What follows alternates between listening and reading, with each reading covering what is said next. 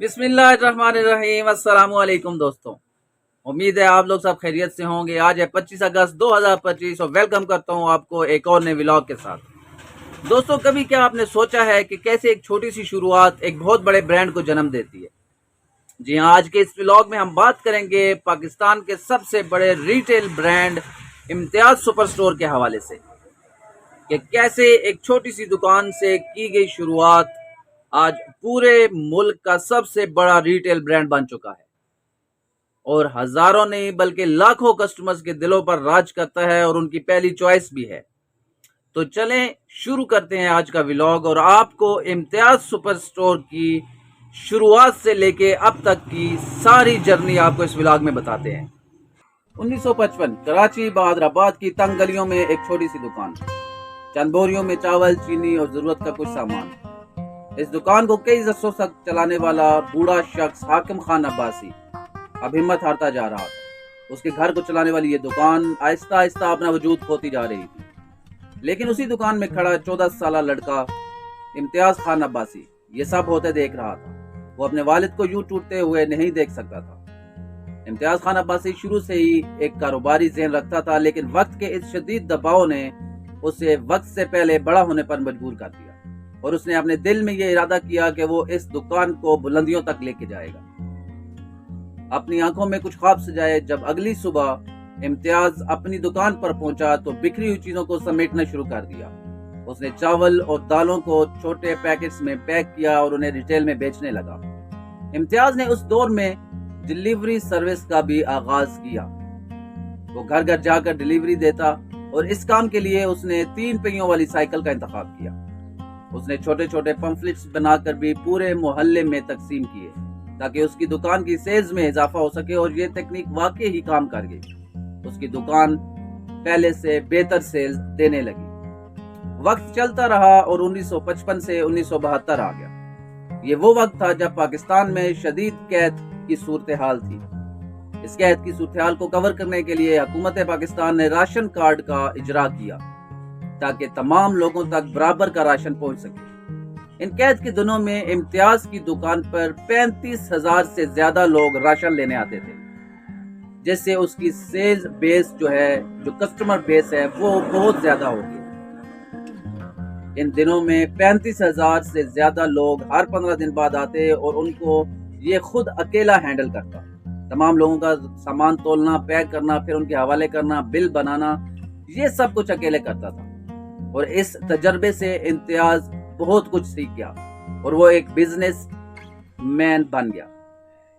1978 में जब इम्तियाज एक बिजनेस टूर पे सिंगापुर गया तो वहां पे उसने मुस्तफा सेंटर नाम से एक शॉपिंग मार्केट देखी, सुपर स्टोर देखा, जिसके अंदर ग्रोसरी, करियाना, कॉस्मेटिक्स, घर की तमाम अशिया उसके अंदर मौजूद थी। इसको देखकर इम्तियाज बहुत ज्यादा मुतासिर हुआ। उसने एक सोचा कि क्यों ना कि पाकिस्तान में भी एक ऐसा स्टोर बनाया जाए कि जहां पर तमाम चीजें मुयस्सर। काम इतना आसान नहीं था, लेकिन इम्तियाज अब्बासी भी किसी से कम नहीं था। उसने सबसे पहले अपनी दुकान के साथ छोटी छोटी दुकानें खरीदना शुरू कर दी और उन तमाम दुकानों को गिराकर एक बड़ी दुकान बना ली और तमाम चीजों को एक नई सोच के साथ जोड़ता। करियाना नहीं, कॉस्मेटिक्स, कपड़े, जूते, साफ सफाई का सामान, गर्ज ये कि एक घर को जो भी सामान चाहिए था वो सब लाता गया। बस इम्तियाज की शुरू करने की देर थी, फिर क्या कस्टमर्स की लाइनें लग गई। इम्तियाज अब्बासी की किस्मत खुल गई। 2001 में कराची के अवामी मरकज में दूसरी ब्रांच खोली, 2010 में नाजमाबाद, 2013 में DHA, 2016 में गुलिस्तान में ब्रांचेस ओपन की। ये हर जगह रश इतना होता था कि कस्टमर्स लाइन में लगकर अपना सामान खरीदते थे।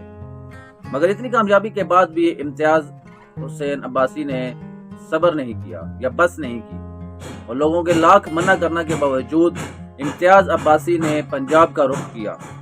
गुजरावाला में 2016 में अपनी पहली ब्रांच ओपन की। फिर फैसलाबाद, लाहौर, सियालकोट, बहावलपुर, सरगोदा, मुल्तान और कोयटा तक ये काम फैलता चला गया। इतनी कामयाबी हासिल करना आसान काम नहीं था, लेकिन इम्तियाज का बिजनेस माइंड हर चैलेंज के लिए तैयार था। उन्होंने अपना काम साफ करने की ठान ली थी और मिडल मैन को हटाते हुए डायरेक्ट किसानों से माल खरीदना शुरू कर दिया। امتیاز عباسی نے اپنی چاول اور آٹے کی ملز لگائی اور اپنے برانڈ پونم کے نام پر پیکنگ کر کے کسٹمرز کو سامان مہیا کرنے لگے۔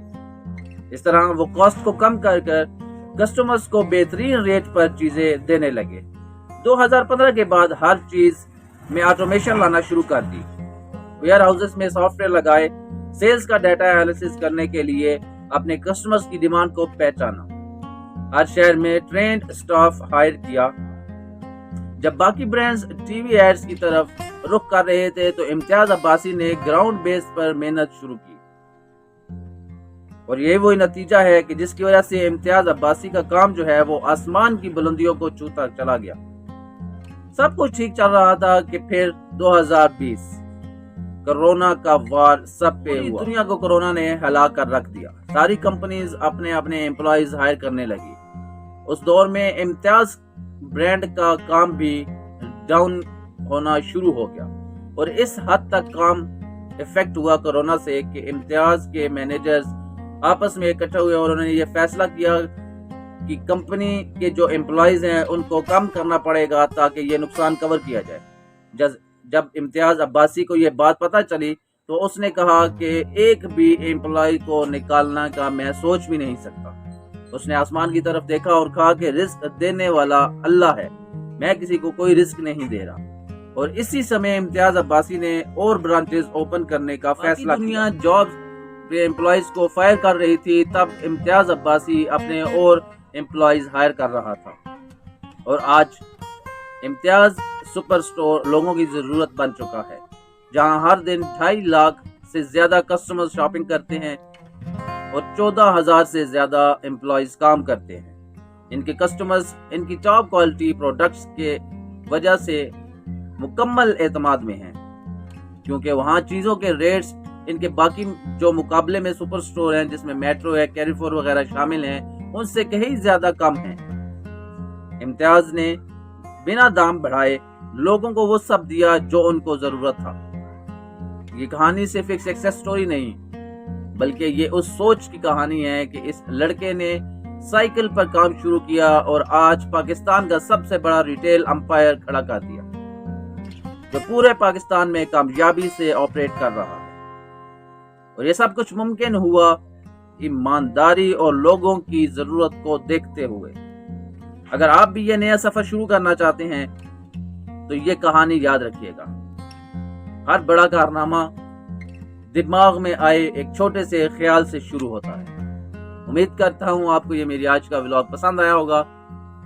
اگر اس نے آپ کے علم میں اضافہ کیا اور آپ کو ایک نئی سوچ دی ہو تو پلیز میری ویڈیو کو لائک کیجیے گا، اور اگر چینل پر نئے ہیں تو چینل کو سبسکرائب کیجیے گا۔ اسی دعا کے ساتھ کہ خوش رہیں، خوشیاں بانٹیں۔ ملتے ہیں کل ایک اور نئی ولاگ کے ساتھ، تب تک اپنا ڈھیر سارا خیال رکھیے۔ اللہ حافظ۔